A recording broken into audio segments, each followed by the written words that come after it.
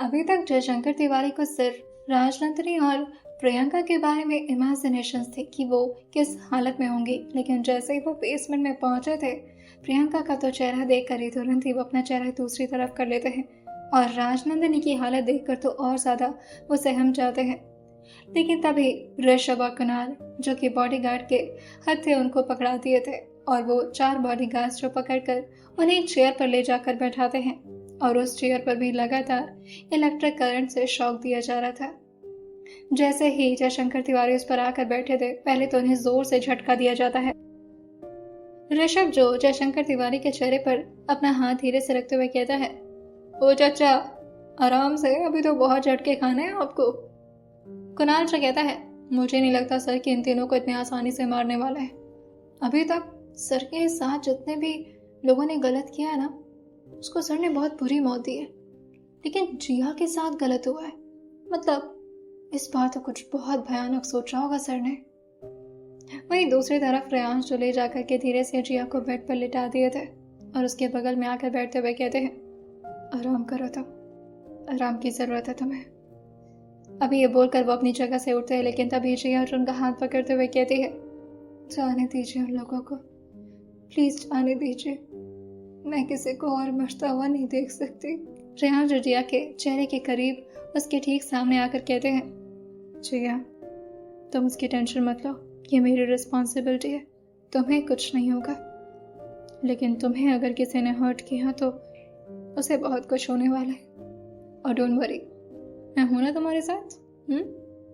बस 2 मिनट दो मुझे, मैं थोड़ी देर में वापस आ जाता हूँ। लेकिन जिया अपना चेहरा ना मिलाते हुए कहती है, आप कहीं नहीं जाएंगे, और अगर आप गए तो आप उन्हें मार देंगे। रेयांश कहते हैं, आई प्रॉमिस, मैं उन्हें इतना जल्दी नहीं मारूंगा। इतनी आसानी से वो रेयांश अग्निहोत्री के हाथों मर जाए, इसके लिए तो अच्छा कर्म करना होता है ना। और उन्होंने तो बहुत सारी गलतियां की हैं, एक एक करके उसकी सजाएं मिलेंगी उन्हें। तब तक तुम रेस्ट करो और मुझे जाने की परमिशन दो। वहीं धीरे धीरे जिया की भी आंखें अब भारी हो रही थी, जैसे दोबारा से उसके शरीर में कमजोरी महसूस हो रही हो। रेयांश जो धीरे से उसको एक दवाई देते हैं और उसको आराम से हल्का सा उठा करके दवाएं खिलाकर दोबारा से सुला देते हैं। जिया की भी अब आंखें थोड़ी भारी हो रही थी और वो बस रेयांश का हाथ पकड़े थोड़ा देर इसी तरह से अपनी आंखें बंद किए हुए लेटी रहती है। और धीरे धीरे वो कब नींद में पहुंच जाती है उसे खुद समझ नहीं आता, क्योंकि अभी भी उसके शरीर में थोड़ी बहुत वीकनेस तो थी। रेयांश धीरे से उसके सर पर अपना हाथ रखते हैं और उसके फोरहेड पर धीरे से किस करके उसे कंफर्ट उठा करके रूम के बाहर चले जाते हैं। प्रियंका जो अपने बगल में बैठे जयशंकर तिवारी को देखकर कहती है, आप दोनों का ही प्लान था ये सब, जिसकी वजह से मेरी जिंदगी नरक बन गई है। राजनंदिनी जी जो कहते हैं, हमारी वजह से? जैसे तुमने तो कुछ किया ही नहीं है ना, बढ़िया ही सती सावित्री बनने वाली। जयशंकर तो इस वक्त कुछ बोल ही नहीं पा रहे थे, क्योंकि उनके चेहरे में इस वक्त लगातार शौक पे शौक दिया जा रहा था। तभी किसी के जूतों की टक टक की आवाज पूरे बेसमेंट में गूंजने लगी थी। सारे बॉडीगार्ड्स अपने सिर को नीचे कर लेते हैं। वहीं ऋषभ और कुणाल भी अपने हाथ को आगे की तरफ फोल्ड किए हुए अपने सिर को नीचे झुका लिए थे। रेयांश उन तीनों की हालत को देखकर पहले मुस्कुराते हैं और फिर राजनंदिनी से पूछते हैं, ठीक है बड़ी मॉम, आप बहुत जल्द बाहर आने वाली हैं, सो कॉन्ग्रेचुलेशन फॉर दैट। पहले तो यह सुन करके राजनंदिनी को थोड़ा रिलैक्स मिला था कि चलो कम से कम वो जिंदा तो बचेंगी, लेकिन तभी रेयांश ने जो बोला था वो उनके दिमाग को दोबारा से डर के दरिया में डुबा देता है। रेयांश तो कहते हैं, लेकिन एक्सीडेंट में आपकी आंखें, आपका जुबान और आपके एक हाथ और एक और पैर, मतलब ऑलमोस्ट आपकी पूरी बॉडी अब खराब होने वाली है, तो आज रात तक खत्म करते हैं इसे। और ये बोलकर वो ऋषभ की तरफ ही देख रहे थे। ऋषभ तो डर के मारे बस अपने चेहरे को हाँ में हिला देता है, इसके अलावा उसके पास कोई और ऑप्शन भी नहीं था। वही प्रियंका जो रेयांश की तरफ एक बार देखती है और फिर अपने सिर नीचे करते हुए कहती है, मुझे छोड़ दो, मैंने कोई बहुत बड़ी गलती नहीं की, बस इन्होंने मुझसे कहा था ऐसे ऐसे मैसेज कर दो, मैंने कुछ नहीं किया, रेयांश प्लीज। रेयांश प्रियंका की तरफ देखकर कहते हैं, तुमने तो कुछ ज्यादा गड़बड़ नहीं की है, कोई बात नहीं, तुम्हें छोड़ देते हैं। इसे छोड़ दो, लेकिन हाँ, आज रात में दोबारा से इसे उसी बॉक्स में डालना। जैसे रियाज ने बोला था, प्रियंका अपने चेहरे को ना मिलाते हुए कहती है, नहीं नहीं, मैं दोबारा उसमें गई तो मर जाऊंगी। ओह माय गॉड, उसे तो सोचकर भी मेरी रूह कांप जा रही है। तो मुझे यही बंद रखो, मुझे कोई दिक्कत नहीं है। लेकिन तभी रियाज से कहते हैं, मेरी जुबान से एक बार निकल गया तो बस, अब वो होकर ही रहेगा। आज रात तुम दोनों का सिचुएशन मैं ठीक करता हूँ और कल परसों तक तुम एक एक करके बाहर निकल जाओगे। और आप ससुर जी। और ये बोलकर वो जयशंकर तिवारी के सामने आकर हल्का सा मुस्कुराते हुए कहते हैं, आपका क्या किया जाए। ऋषभ ने तुरंत एक करंट को ऑफ करवा दिया था। वही रियांश उनके ठीक सामने आकर बैठते हुए कहते हैं, आपकी बेटी अभी भी मेरे कब्जे में है। तो बताइए, आप खुद बताइए अपने हिसाब से कि मैं आपके साथ कितना बुरा कर सकता हूँ ताकि मुझे सेटिस्फैक्शन मिल सके और मैं आपकी हालत को देखकर आपकी बेटी को छोड़ दूं। क्योंकि अगर मेरा गुस्सा बुरी तरह से आप पर नहीं निकला तो आपकी बेटी पर तो निकलेगा ही। और मुझे ऐसा लगता है कि यह मेरी जिंदगी का आखिरी सबसे भयानक कत्ल होगा जो मैं आपका करने वाला। बताइए, क्या किया जा सकता है आपके साथ। कुणाल जो पीछे से ही कहता है, सॉरी टू इंटरप्ट सर, पर क्यों ना इन्हें भी जिंदा रखा जाए। लेकिन तभी रियांश कहते हैं, इनके जीने की कोई वजह नहीं है, और वैसे भी ये जी कर करेंगे क्या, सिर्फ मेरी जिया को डिस्टर्ब। इनके जीने का दिन अब खत्म हो चुका है, क्योंकि अब इनकी जिंदगी में जितने भी इम्पोर्टेंट काम थे इन्होंने कर दिए। मेरी जिया ने फाइनली अपनी सारी भड़ास इन पर निकाल दी है। इवन इनके अपने छोटे भाई भी नहीं चाहते कि ये जिंदा रहे, तो उनके लिए एक छोटा सा फेवर तो मैं कर ही सकता हूँ। मौत तो आपको मिलेगी, भयानक मौत मिलेगी, but let me think till night कि मैं आपके साथ किस हद तक बुरा करूं। तब तक आप इलेक्ट्रिक शॉक एंजॉय करिए। ये बोलकर वो ऋषभ और कुणाल के साथ बाहर की तरफ आ रहे थे। वही वो ऋषभ से कहते हैं, तुमसे एक स्पीच तैयार करने के लिए कहा था, हो गया ऋषभ। ऋषभ जो कहता है, सर मैंने रिद्धिमा से कहा था, वो कर देगी। सर मैं शाम तक दे देता हूँ। रियाज से कहते हैं, वो स्पीच शाम के 7 बजे तक इनके सामने होनी चाहिए और पूरी रिकॉर्डिंग ले लेना इसकी।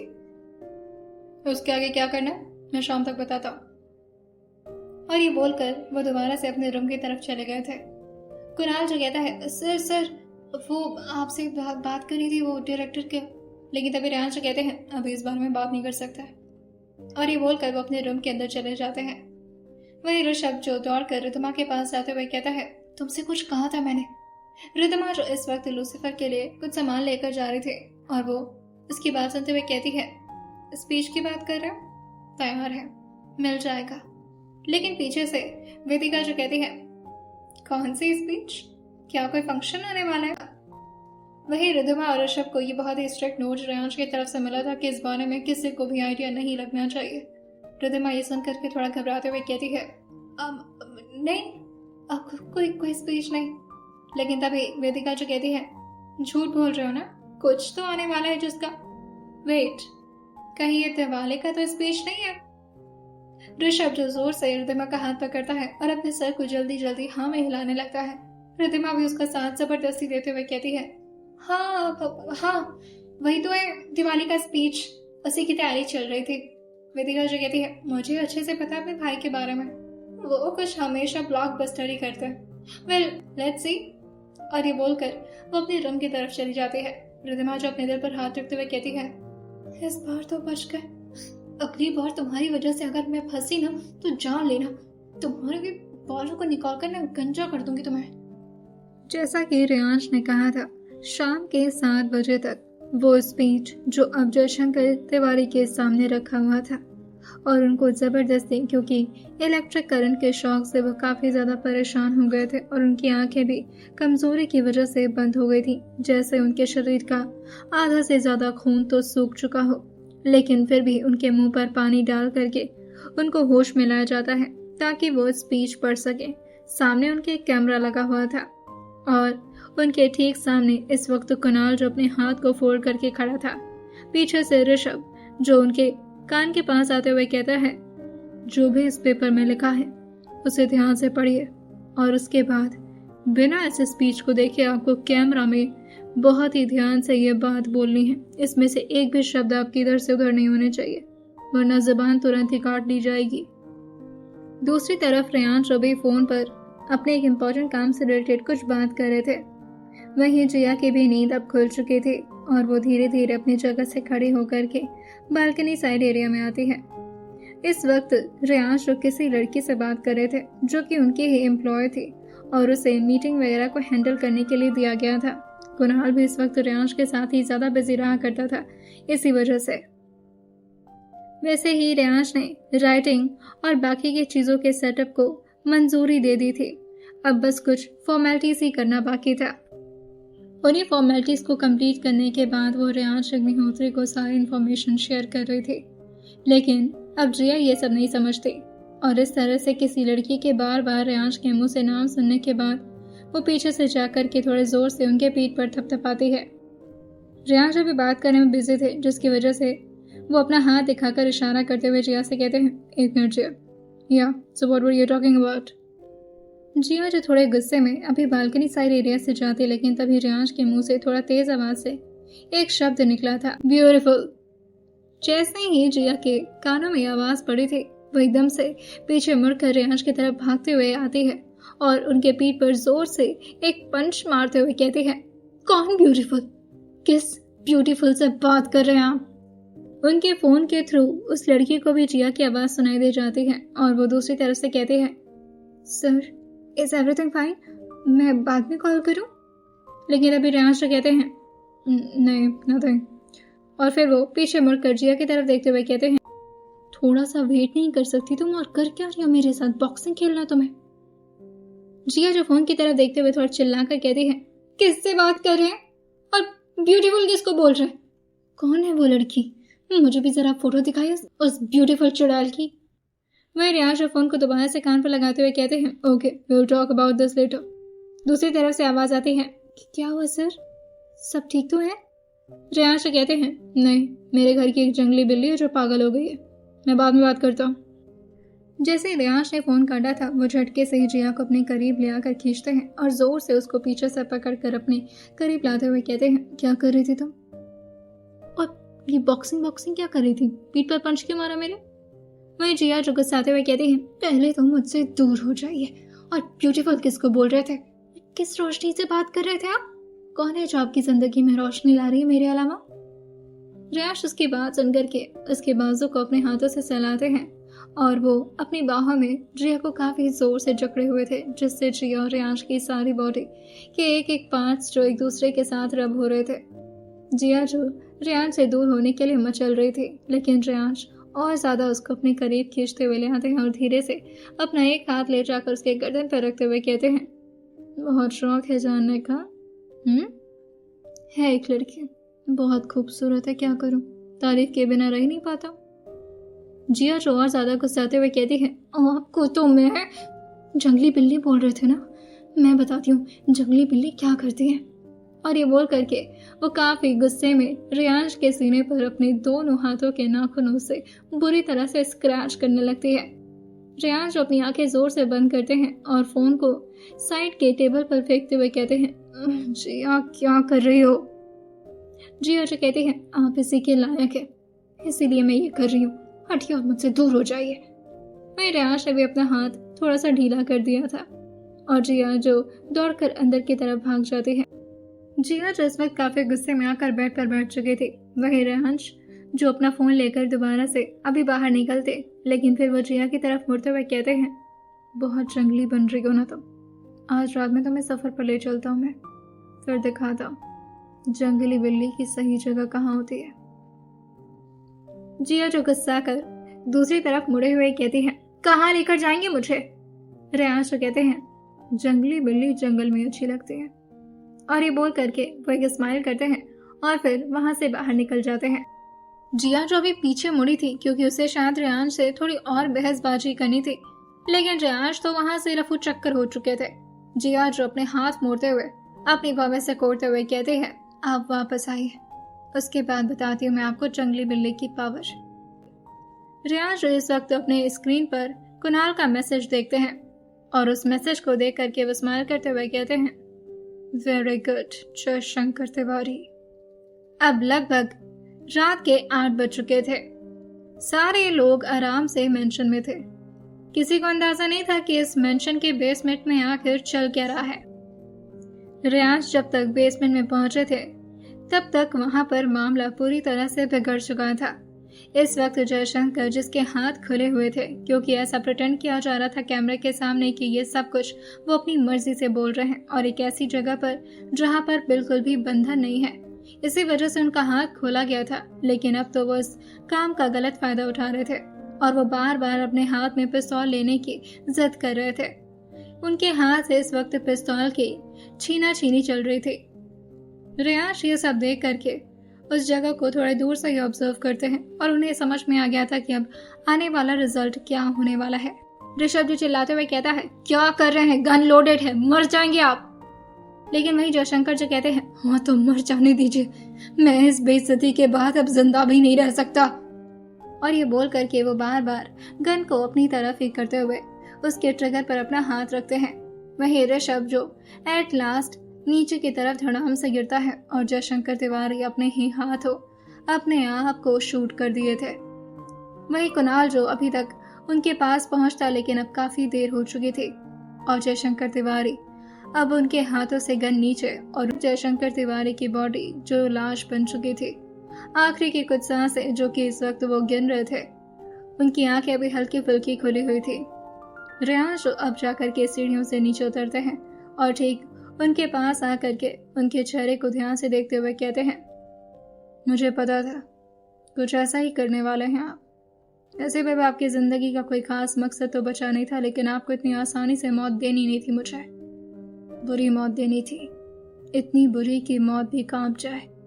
वही जयशंकर जो अपनी आखिरी की सांसों को जैसे तैसे अपने कंट्रोल में करके रियाज का जवाब देते हुए कहते हैं, पूरी जिंदगी सिर्फ इज्जत कमाने में लगा दी मैंने और आपने एक पल में मेरी इज्जत उजाड़ दी। मजबूरी में मुझसे क्या क्या नहीं करवाया आपने। रियाज कहते हैं, अभी तो आपसे और भी बहुत कुछ कराने का इरादा था।